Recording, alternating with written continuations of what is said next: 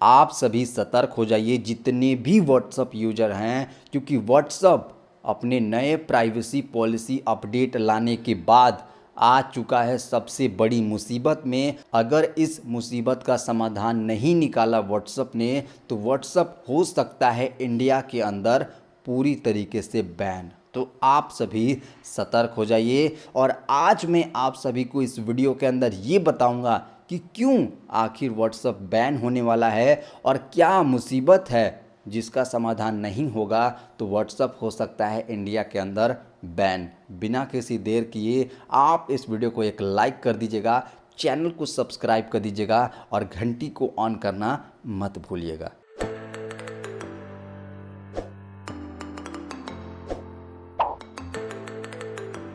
दोस्तों, इंडिया के अंदर एक संगठन है जिनका नाम है CAT, confederation of all India traders संगठन।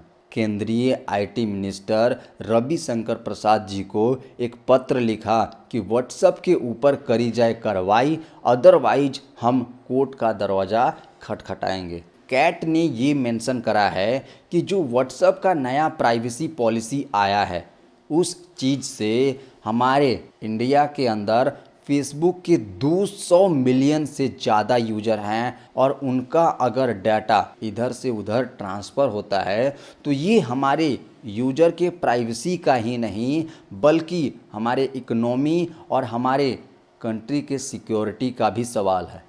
अगर हम इस चीज़ के ऊपर एक्शन नहीं लेते हैं तो हमारे राष्ट्र का सिक्योरिटी का सवाल है। पत्र में ये भी कहा है कि अगर आप व्हाट्सएप के ऊपर कार्रवाई नहीं करोगे, उनसे सवाल नहीं करोगे कि जो हमारे यूजर का डेटा लेते हैं वो फेसबुक को कितना शेयर करते हैं और वो जो शेयर होता है क्या वो उसका जो सर्वर है वो इंडिया के अंदर है या हमारा डेटा इंडिया से बाहर स्टोर हो रहा है। दोस्तों, मैं आप सभी को बता दूं कि पबजी ऐप इसलिए बैन नहीं हुआ था कि उसका एडिक्शन ज़्यादा हो गया था।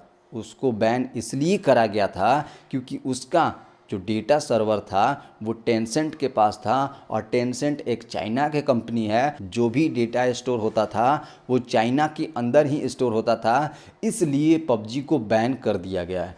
हम सभी जानते हैं कि पबजी कोरिया की कंपनी है और कोरिया से इंडिया को कोई भी प्रॉब्लम नहीं था, प्रॉब्लम था तो चाइना से था। कैट संगठन ने केंद्रीय मंत्री को ये भी कहा है कि आप इस पे कार्रवाई नहीं करोगे, ये पता नहीं करोगे कि हमारा जो डेटा कलेक्ट होता है यूजर का वो कहाँ पे स्टोर होता है और उसका ये किस तरीके से इस्तेमाल करते हैं। जो फेसबुक के पास हमारा डेटा जाता है उसका किस तरीके से इस्तेमाल होता है, सब कुछ आप पता कीजिए। कैट ने ये भी कहा है कि अगर आप इसके ऊपर कार्रवाई नहीं करेंगे तो हम कोर्ट का दरवाज़ा खटखटाएंगे।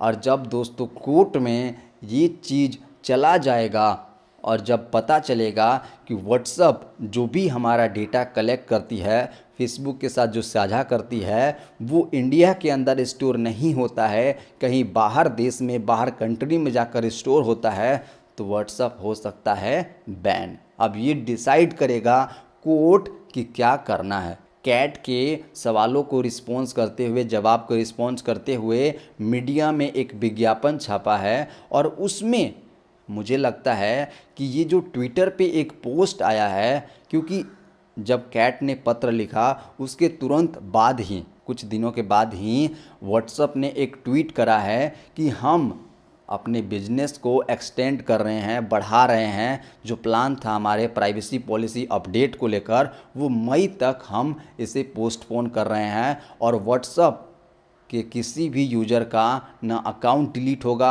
ना सस्पेंड होगा। इसके बारे में अगर और डिटेल आपको जानना है तो इस वीडियो को आप ज़रूर वॉच कर लीजिएगा। इस न्यूज़ से रिलेटेड तो आप सभी को सबसे पहले देखने को मिलेगा और तब मिलेगा जब आप सब्सक्राइब करने के बाद घंटी को ऑन करोगे तब। तो आप इस वीडियो को एक लाइक कर दीजिएगा और कोई भी आपको सवाल हो तो नीचे ज़रूर से कमेंट कीजिएगा।